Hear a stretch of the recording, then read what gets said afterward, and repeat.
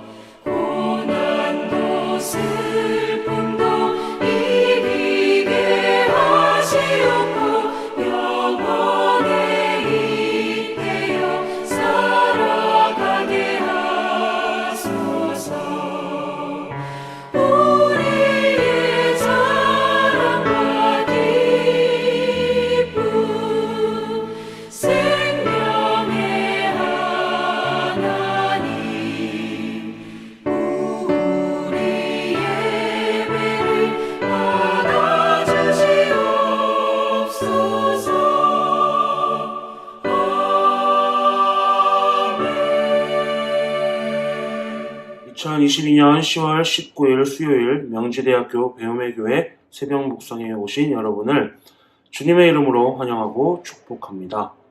오늘 우리가 함께 묵상할 말씀은 구약성경 에스라 3장 1절에서 13절 말씀입니다. 제가 새번역 성경으로 봉독하도록 하겠습니다. 이스라엘 자손은 여러 마을에 흩어져서 자리를 잡은 지 7째 달이 되었을 때에 일제히 예루살렘으로 모였다. 요사닥의 아들 예수아와 그의 동료 제사장들과 스알디엘의 아들 스룹바벨과 그의 동료들이 모여서 하나님의 사람 모세의 율법에 규정된 대로 번제를 드릴 수 있도록 이스라엘의 하나님의 제단을 쌓았다. 그들은 그 땅에 사는 백성들이 두렵기는 하지만 제단이 서 있던 옛 터에 제단을 세우고 거기에서 아침 저녁으로 주님께 번제를 드렸다. 초막절이 되니 기록된 대로 그 절기를 지켰다. 그들은 또한 규례를 따라서 날마다 정해진 횟수대로 번제를 드렸다. 그 다음부터 그들은 늘 드리는 번제 외에도 초하루 제사 때와 거룩하게 지켜야 하는 주님의 모든 절기를 맞이할 때와 주님께 자원 예물을 바칠 때마다 번제를 드렸다. 주님의 성전 기초는 아직 놓지 않았지만 그들은 7째 달 초하루부터 주님께 번제를 드리기 시작하였다. 백성은 석수와 목수에게는 삭을 주어서 일을 시키고 시돈 사람과 두로 사람에게는 먹을 것과 마실 것과 기름을 주어서 페르시아 왕 고레스가 그들에게 허락한 대로 레바논에서 백향목을 베어 바닷길로 욥바까지 띄워 보내게 하였다. 백성이 하나님의 성전 터가 있는 예루살렘으로 돌아온 지 이태째가 되는 해 둘째 달에 스알디엘의 아들 수룹바벨과 요사닥의 아들 예수아와 그의 나머지 동료 제사장과 레위 사람과 사로잡혀 갔다가 예루살렘으로 돌아온 모든 사람이 공사를 시작하고 20살이 넘은 레위 사람들을 주님의 성전 건축 감독으로 세웠다.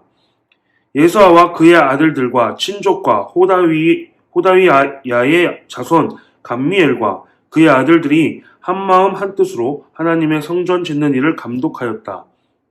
레위 사람 헤나답의 아들 손자와 친족들도 그들과 함께 일을 하였다. 집 짓는 일꾼들이 주님의 성전 기초를 놓을 때에 예복을 입은 제사장들은 라파를 들고 레위 사람 가운데서 아삽 자손들은 자바라를 들고 이스라엘 왕 다윗이 지시한 대로 저마다 주님을 찬양하려고 자기의 자리에 섰다. 그들은 서로 화답하면서 주님을 찬양하고 감사의 찬송을 불렀다. 주님은 어지시다. 언제나 한결같이 이스라엘을 사랑하신다. 주님의 성전 기초가 놓인 것을 본 백성도 목청껏 소리를 높여서 주님을 찬양하였다. 그러나 첫 성전을 본 나이 많은 제사장들과 레위 사람들과 가문의 우두머리들은 성전 기초가 놓인 것을 보고 크게 통곡하였다. 또 다른 쪽에서는 많은 사람들이 기뻐하며 즐거이 노래하였다. 환성과 통곡이 한데 뒤섞여서 소리가 너무나도 크고 시끄러웠다. 그 소리는 멀리서도 들을 수 있었으나 어느 누구도 환성인지 통곡인지 구별할 수 없었다. 아멘. 네, 오늘은 에스라서 3장 1절에서 13절 말씀을 가지고 예배라는 제목으로 함께 나누도록 하겠습니다. 고레스의 칙령으로 성전을 다시 짓기 위한 원정대가 꾸려지게 됩니다. 그리고 그들은 예루살렘으로 도착하게 되었죠. 고된 여정의 피로 때문인지 모르겠지만 아니면 그들이 무엇인가를 기다리는 것인지 모르겠지만 그들은 도착했고 아무것도 하지 않고 시간이 흘러갔습니다. 옛날 조상들께서 이런 말씀을 하셨습니다. 시작이 반이다 라는 말씀이시죠. 제가 참 좋아하면서도 좋아하지 않는 말씀인데 어떤 일이든 시작하기가 굉장히 어렵습니다. 시작이 반이라고 말하지만 사실 시작하는 것은 그저 시작하는 것입니다. 굉장히 어렵고 쉽지 않은 것이죠. 이스라엘 백성들도 그러했었을 것입니다. 흩어져 있다 모여서 이제 성전에 건축하는 일을 시작하려고 했지만 그 시작이 반이다 라고 말하기에는 그들은 너무 험난한 인생과 길을 걸어왔기 때문에 그렇습니다. 오늘 1절을 보면 백성들은 흩어져 있었지만 7째 달 이때 모이기 시작합니다. 이스라엘 백성들의 정체성에 있어서 이 일곱째 달은 굉장히 중요합니다. 그것은 초막절이 있기 때문에 그렇습니다. 이 초막절은 이스라엘 백성들이 그 광야 생활을 했던 것들을 기억하기 위한 절기 중 하나이죠. 그렇기 때문에 그 애굽에서 우리를 구원해내고 구출하셨다라는 이스라엘 백성들의 어쩌면 출애굽에 대한 정체성이 그대로 녹아있는 절기이기 때문에 이들에게 있어서 이 초막절을 지키는 것은 무엇보다도 중요했을 것입니다. 그렇기에 이들은 그 초막절을 기점으로 다시 한번 모이게 되었던 것 같습니다. 이때까지만 해도 아직 성전은 그 어떠한 형태를 갖추지 못했습니다. 그럼에도 불구하고 그들은 먼저 모여 하나님께 제사를 드리는 것을 우선으로 하였습니다. 즉 예배 드리는 그 민족의 정체성을 지키기 위하여 예배하기 위해 모였던 것이죠. 지금 시대에 비춰서 보면 교회보다 예배가 우선이다 라고 생각했던 것 같습니다. 그렇기에 예배의 본질을 회복하는 것은 굉장히 중요한 것입니다. 대한민국 교회 역사를 보면 교회를 짓다가 교회를 짓는다는 것이 굉장히 고귀하고 귀한 것임에도 불구하고 그 교회를 새로 건축하다가 교회가 다툼이 일어나게 되고 싸움이 일어나게 되고 찢어지게 되는 그런 많은 역사들이 있습니다. 예배당을 짓다가 시험에 들어서 예배당을 떠나는 그런 일들이 비일비재했었습니다. 대면 예배, 비대면 예배, 출근하면서 드리는 예배, 혼자서 앉아서 드리는 예배, 이런 예배의 형태들이 중요한 것이 아니라 그 예배에 드리는 그 자리에 내가 성령 안에 그 진리 안에 있는 것인가가 중요한 것인 것처럼 예배당이 중요한 것이 아니라 우리가 그 예배를 드리는 우리의 마음이 중요한 것인데 사람들은 그 예배당에 너무 신경을 쓰다 보니 다툼이 일어나게 되고 오히려 중요한 예배를 놓치게 된다는 것이죠. 예배당보다 중요한 것은 우리의 예배입니다. 그리고 우리의 예배보다 위에 계신 분은 하나님이십니다. 우리는 이를 절대 잊어서는 안 됩니다. 아직 터파기조차 되지 않았지만 이스라엘 백성들은 기쁨으로 예배를 드렸고 이제 준비를 하는 과정에 있습니다. 이제 성전을 건축하는 데 있어서 많은 사람들, 많은 지파들이 이제 기록되는데 이유는 솔로몬의 성전을 건축할 때 당시에는 온 백성들이 뛰어들지 않았죠. 그러나 이 성전을 재건할 때만큼은 다시 돌아온 이스라엘의 모든 백성들이 하나가 되어 힘을 합쳐서 재건을 하기 시작하는 것입니다. 이것에 가장 큰 의의가 있기 때문에 그들의 이름을 적어놓지 않았을까 생각됩니다. 성전은 돈 많은 사람 한두 명이 내가 하겠습니다 해서 짓는 것이 아닙니다. 잘난 사람 한두 명에 의해서 지어지는 것도 아닙니다. 성전은 예배 드리는 그 예배자들이 마음이 모여서 예배 가운데 하나님을 기쁘시게 함으로 지어져야 하는 것입니다. 그렇기 때문에 성전을 짓는다는 것은 결코 건물을 짓는 것이 아닐 것입니다. 성전은 하나님을 사모하는 마음으로 지어진 마음속 성전의 눈으로 드러나는 것입니다. 예배당은 건물입니다. 다시 말해서 장소일 뿐인 것이죠. 진정한 교회는 언제나 사람입니다. 성도 한 사람 한 사람이 하나님이 바라보시는 교회, 예배이라는 것을 우리는 잊어서는 안 될 것입니다. 예배자가 예배당에서 예배를 드릴 때 진정한 예배가 되는 것이고 그 예배당, 성전에 참된 의미가 부여되는 것입니다. 오늘 본문의 12절, 13절 말씀을 보면 여러 이야기 중에 가장 슬프고도 기쁜 이야기가 적혀 있습니다. 이는 성전의 기초돌이 세워졌을 때 어떤 사람들은 울고 어떤 사람들은 웃었다라는 이야기죠. 많은 사람들은 기뻐하여 즐거이 노래하였고 그리고 또 다 보고 크게 통곡하였다라고 되어 있습니다. 이는 무엇일까요? 이는 솔로몬의 그 화려했던 성전들을 기억하는 원로들, 이전 시대의 사람들은 그 초라한 모습을 보고 통곡을 하지 않을 수가 없었을 것입니다. 그러나 새 시대의 사람들은 다시 세워진 이 성전의 기초돌을 보면서 하나님의 위대하심과 하나님의 구원하심과 하나님의 우리의 인도하심을 찬양하고 기뻐했던 것입니다. 지금 대한민국뿐만 아니라 모든 전 세계가 코로나로 인해 난리입니다. 특히 교회의 타격은 어마어마합니다. 이런 교회에서 새 시대의 교인이 필요합니다.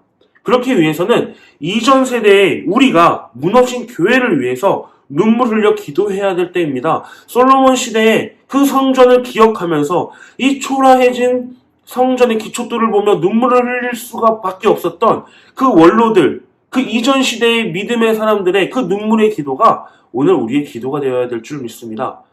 새로운 이 시대에 새 성도가 오기 위해서는 우리의 화려했던 지난날의 과거들, 교회의 부흥기들을 생각하면서 그 부흥기를 온전히 이끌지 못하고 지금 이 쇠퇴되어가는 우리 한국교회와 우리 교회와 대한민국을 위해서 우리가 눈물 흘려 기도하고 그 예배를 회복해야 할 것입니다.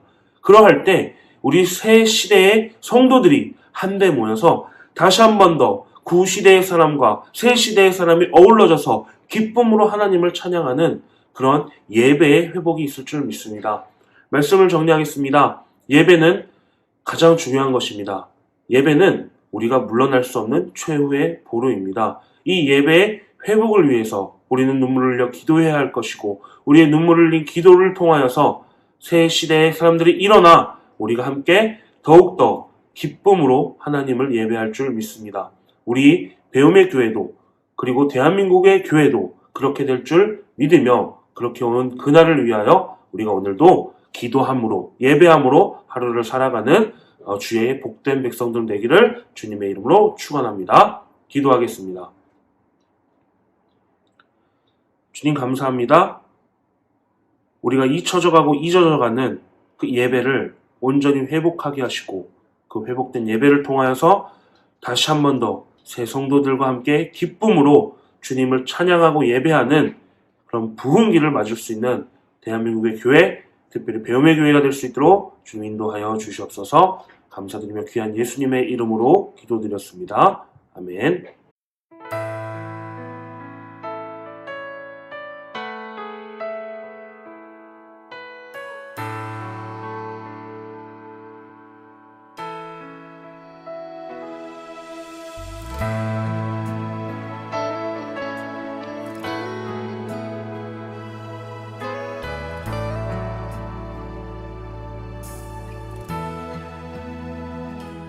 아무도 예배하지 않는 그곳에서 주를 예배하리라. 아무도 찬양하지 않는 그곳에서 나 주를 찬양하리라.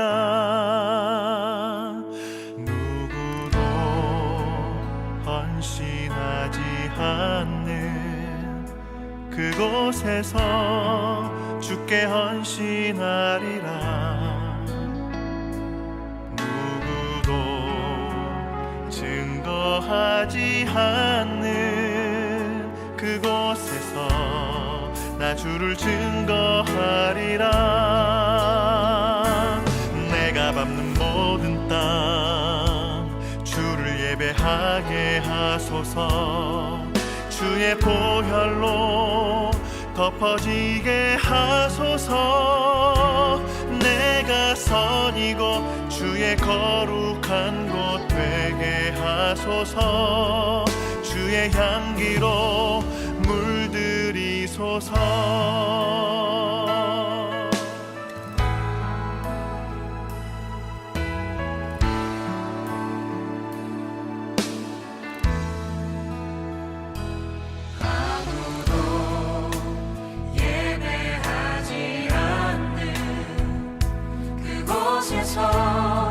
주를 예배하리라.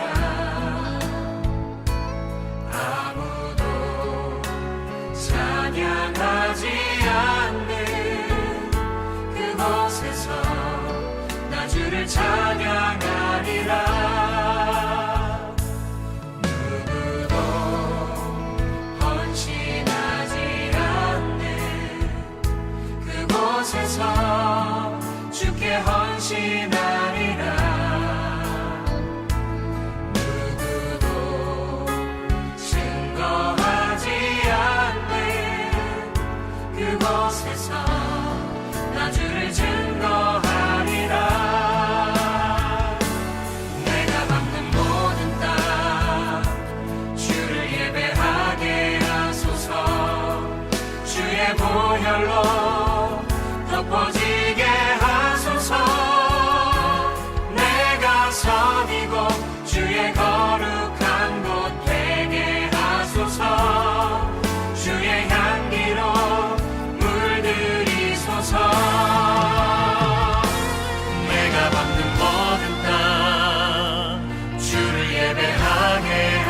하소서 주의 보혈로 덮어지게 하소서 내가 선이고 주의 거룩한 곳 되게 하소서 주의 향기로 물들이소서